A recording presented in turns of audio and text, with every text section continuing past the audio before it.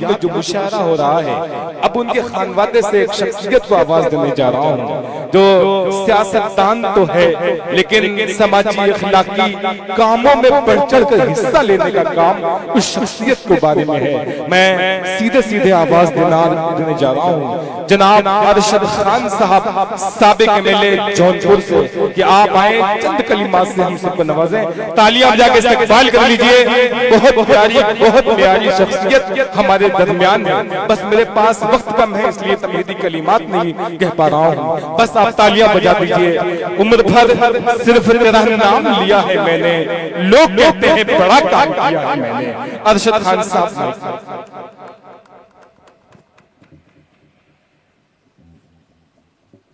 मंच पर तशरीफ फरमा आजमगढ़ जिले के मशहूर डॉक्टर जनाब डॉक्टर जावेद अख्तर साहब, मुअज़्ज़िज़ शोराए किराम, नाज़िम मुशायरा,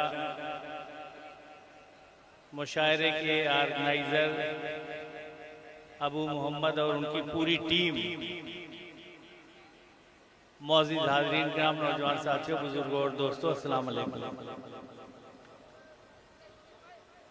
साथियों, मुशायरे में तकरीर पसंद नहीं की जाती, लोग मुशायरा सुनने के मूड में होते हैं।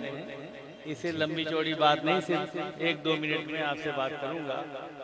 एक तो डॉक्टर अकीलुर रहमान साहब जिनकी याद में आप लोगों ने मुशायरा किया है, बहुत ही मुअज़्ज़िज़ तालीमी शख्सियत थे। शिबली कॉलेज के वाइस प्रेसिडेंट थे और समाजी सियासी कामों में, खिदमत खल्क के कामों में, तालीम के मैदान में हमेशा लगे रहते थे। हकीकत यह है कि शाहगंज में उनके इंतकाल के बाद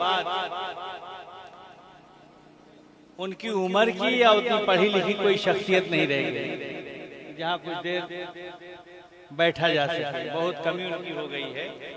बारगाह रब्बुल इज़्ज़त में दुआ गो हैं, आप भी दुआ कीजिए कि अल्लाह पाक उन्हें जन्नतुल फिरदौस में आला मकाम अता करें, उनके गुनाहों को बख्श दें, आमीन। और अभी एक और आजमगढ़ की बड़ी मशहूर और अच्छी शख्सियत जिनका जल्द ही इंतकाल हुआ है, बरौली के डॉक्टर वो अरशद सिद्दीकी साहब, वो भी बहुत अच्छी शख्सियत थे। अल्लाह ने उनको जल्दी बुला लिया।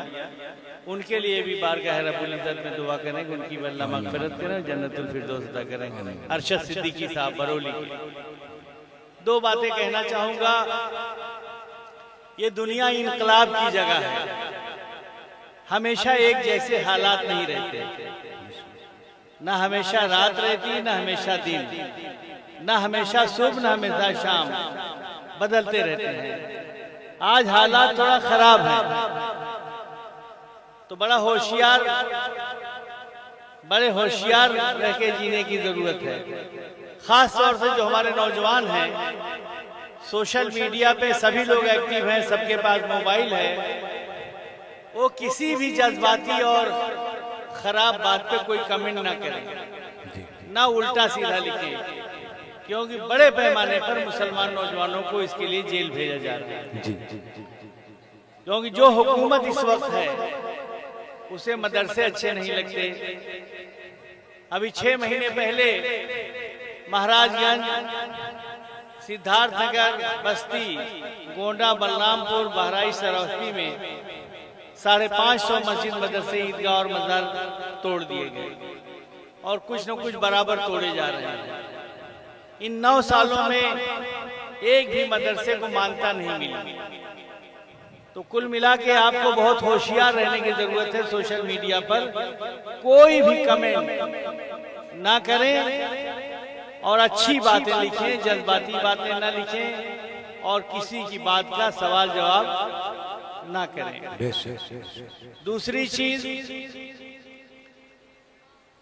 अल्लाह का शुक्र है इन 78 सालों में थोड़ा बहुत अगर तकलीफ भी हुई तो बहुत कुछ हासिल भी हुआ है।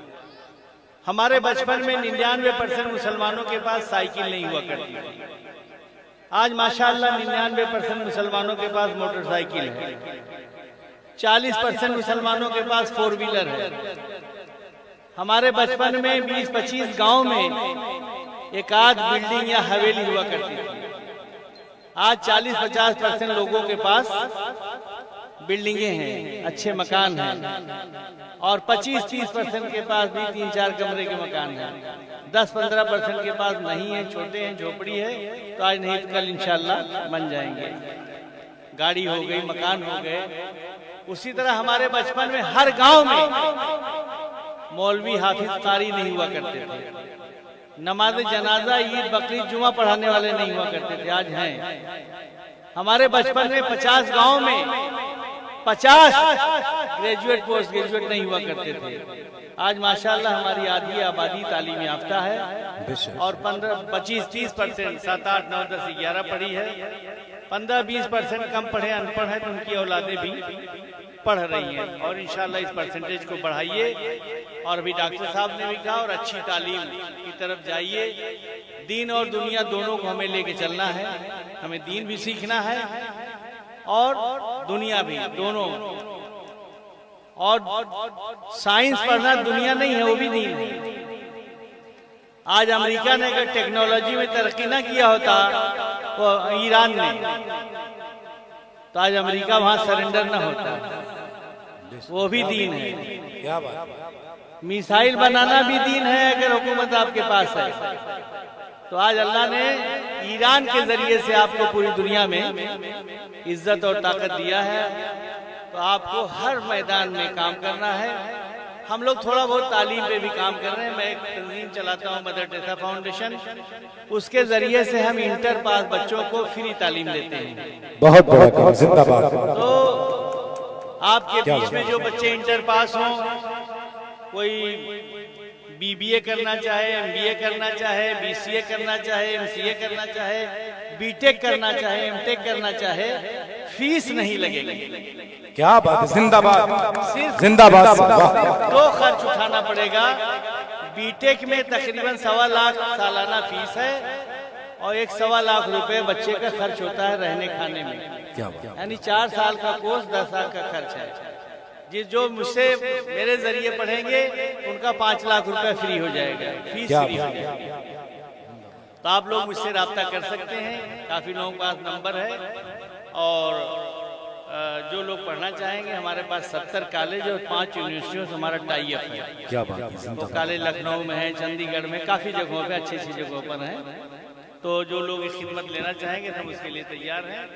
बाकी आप लोगों से दुआओं की गुजारिश कि अल्लाह ताला कामयाबी दें, सेहत दें, लंबी उम्र दें, दीन की और इस पूरी तमाम कौमों की, मुल्क की भलाई का हम लोगों से काम ले ले, और जालिम हुक्मरानों से हमें और हमारे मुल्क को निजात दे दें।